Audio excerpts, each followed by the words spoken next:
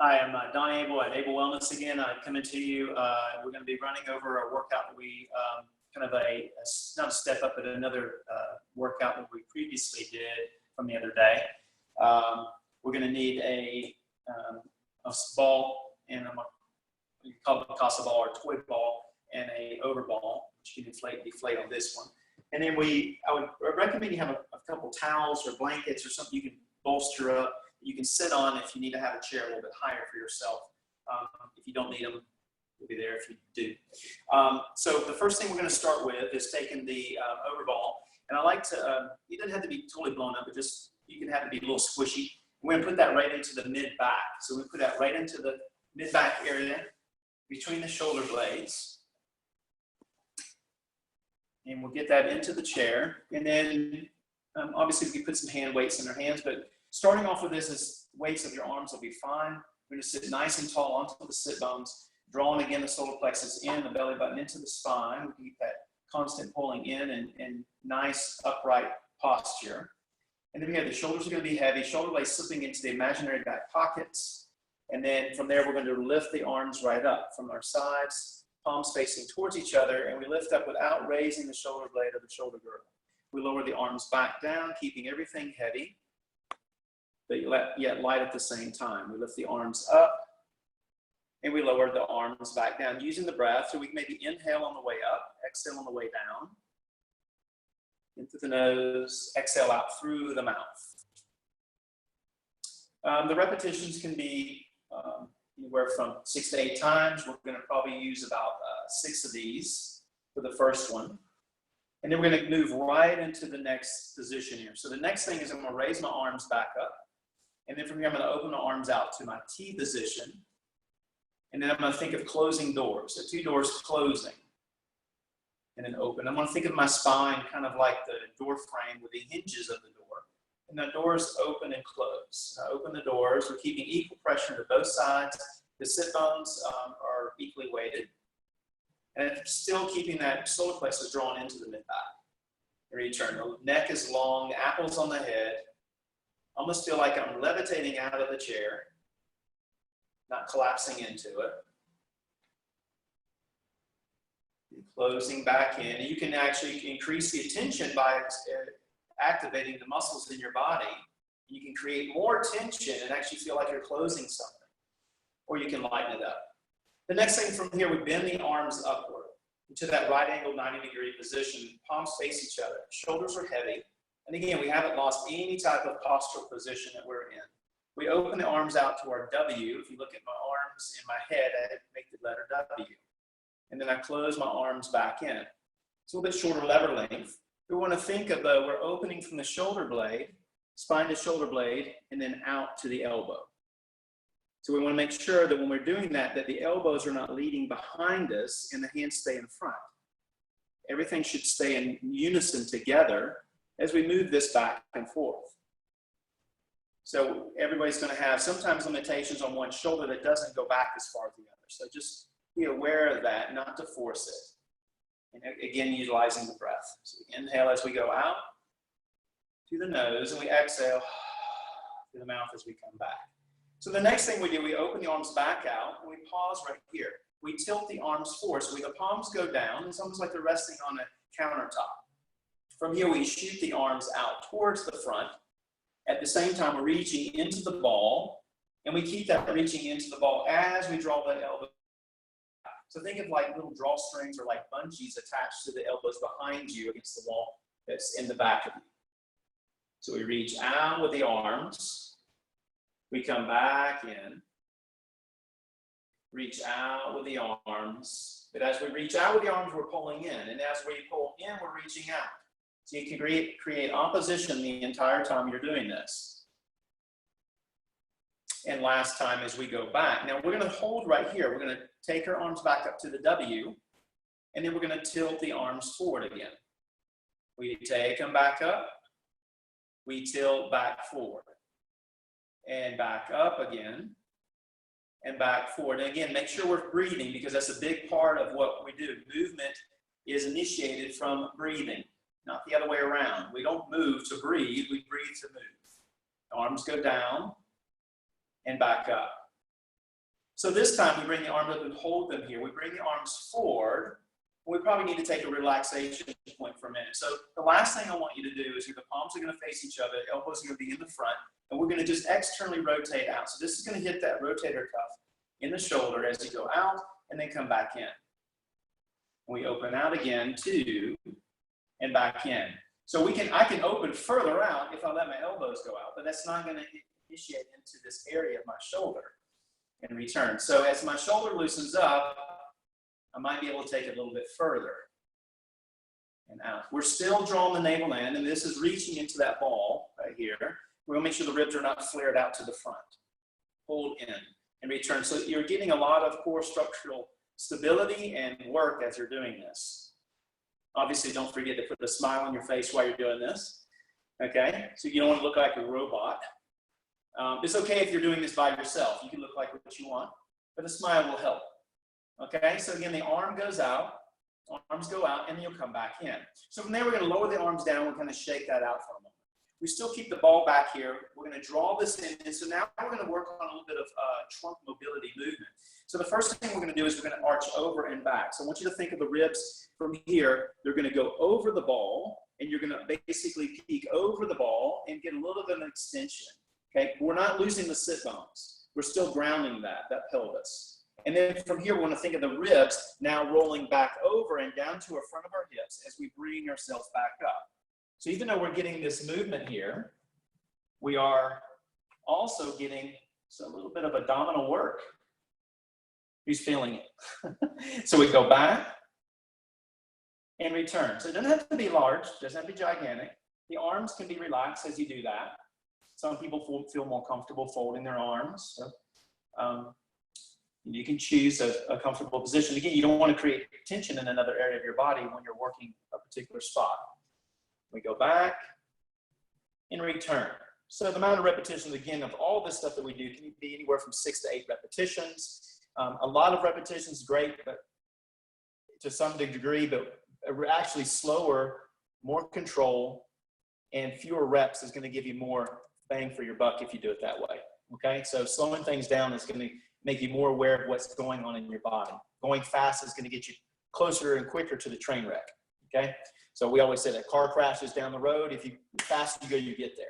So from here, we just finished the extension. So now we want to work on a little bit of a rotation. So what I like to do sometimes, I let my arms hang down, and then I let my left arm come up as I rotate into the ball. I feel like my rib cage on my left side rotates towards the middle of the room as my right side rib cage cascades back, melts back towards the ball. A little bit of a rotation. So yes, there's a mid and upper thoracic rotation I'm getting, and I still want my sit bones to stay. I want a minimal amount of movement of my pelvis. So, what will help sometimes, if you notice that your legs like to go in and out, you can actually bring your legs in a little bit closer and put a ball there or a rolled up towel. So as you go over to one side. Again, you have the apple up on your head. We're still on our sit bones, and we come back. So we rotate from either side, and you can move the arms just a little bit, or you can keep the arms folded as you go from side to side. But again, I want you to think of a rib cage. It's like the agitator on the washing machine. As the rib cage on one side goes around, the other one rolls around to the front, and we come back and forth. Now, again, it's not pushing out. It's still drawing in, remember. It's just tilting around. It's almost like a mirror being rotated on a car. It's being turned out so you can actually see better out the mirror as you rotate. So we're going to come back to center. And again, you can do anywhere from 3 to 5 times each side. So the last one we do from here is going to be our lateral bending. So we think about opening the side when we go away. We also need to keep a space in between here. So the arms can be down at the side. And from here, we're going to think of the shoulder drop. And think of like a dial right here. We're adjusting a dial for warmer or colder, okay, or for louder volume or lower. Okay, so from here we go to one side, dropping the shoulder, keeping this open here a little bit, and as we open this side. So this can be quite smaller motion while you do that. The tendency a lot of times is the shoulder wants to come up. We want to do stuff like this. So we want to really keep the shoulders down, almost like you have 2 briefcases in your hands. You go back and forth and tilt. Okay, and then back to the left. and return. Again, still feel that drawn in. So I want that movement, that openness there, but I also want this work to be in here too. So you're actually getting work in the abdominals, obliques. And then last time to your left side. So we come back up, and then from here, we're going to take our arms and we're going to move into circle with this. So we're actually going to just circle the arms around and add some little bit of spiraling movement when we do this. So we're going to take the arms and we're going to basically bring them right up into the front of our knees. And what I want you to do is I want you to drop the arms over to the side. So it's kind of combining all the motions we had. We're going to take the arms up. If you wanted to hold on to a ball or something too, we could even hold on to an object. And sometimes that will actually help with the spiraling motion that we do. So again, the object is to stay against this ball, and you spiral around without losing all of the contact of the ball. Obviously, there's going to be the opposite side. So the left side over here has less tension or pressure into it as I roll around, and it gains more as I come back to that side. Now, when you get around, we'll say 3 times, and even it could be up to 5 times. We'll go back to the other side and circle the other way. Remember, like I said, we want quality. We don't want, the quantity of the movement is okay, but we're looking more for quality. So slower motions, really paying close detail to what you're doing. So we take that ball, place it back in the knee. This is going to be really important. If the knee's an issue, you can actually slide it up closer to inside, up or closer to the groin. We take the ball out. We're going to set that down. We place the ball in close here or at the knees. You'll find what serves you best. You slide out to the edge of your seat. So we're going to work on standing, or we stand up and then sit down. Universal movement that everybody needs to maintain throughout their entire life, regardless of who you are. So we parallel our feet. I like to put the ball sometimes really close in, so that way I feel the inner thigh pulling in, the femur bone slurping into my pelvis, elongation up, and then I'm going to hinge forward. I'm bringing my head out to where my balance point is in my ankles. And then from there, a lot of times I get my arms up, and then from there I stand right up. Now, if I need to, I can move that ball down, or maybe I need something a little bit bigger, so I can put that ball back in. So then we can use that ball to keep the knees from knocking together or flaring out. And then from there, we go to sit down. So we go to sit down. It's okay to reach back to feel if there's a chair there or not. Okay, if somebody pulled it away from you. And then from there, we reach the arms up again, and we stand up. So the sit to stand can be anywhere from 5 times that you do. Start out light, go with 5. And then you can work on building up to 10, 15 of those. But what I like to do too is rather than go with a ton of repetitions, what we can do sometimes is we can take the arms and go up as we drop them down as we stand up. Then we can go into half sits. So we go into a half sit, and then we stand up, and then we sit back down. Okay, I'm going to take the ball out. From here, we lift up, we stand up, we sit halfway, we stand up, and then we sit back down. So that's just a way to kind of increase the amount of resistance and challenge you a little bit. So arms go up, we stand up as the arms go down, the arms go up as we sit, we stand, arms go down, and then the arms come back up again. If the arms are giving you trouble, then you can certainly just stand up. But remember, we need to be out to the edge of our seat. The head needs to hinge forward with a straight spine, navel drawn in. As the head comes out to your center here, that's where your pelvis needs to come to. Okay? What we don't need to have happen is go forward and do this. That's trouble. Okay? So from there, we hinge the body, the weight shifts out here, and we come forward, and then we sit down. Okay? So the next thing that we're going to get into is we're going to work up to the V-sit, or levitating the legs up. So we hold, again, stay out to the edge of the seat, hold on to the chair, we pull one leg up. Remember, we're slurping. We want to make these legs like feathers. Okay, so not heavy like dead weights, light like feathers. So feel the femur bones track into the hip, pull the leg up. There's going to be a little hinge back of the body, but remember, we need to maintain the postural alignment and position of our spine. Nothing changes, and then from there, we pick the other leg up. We can lower the leg down and tap the toe to the floor. As we do this, we start to get that quiver effect, okay? As we tilt back and forth. Each one. And then if you really want to take it to a different place, you can work on both legs going down. Again, we have to watch that we're not letting everything go forward or collapse. Okay, so we want that elongation of the spine. Everything's pulling in. And it does help to have the hands on the edge of your chair as we lift and we lower. Okay?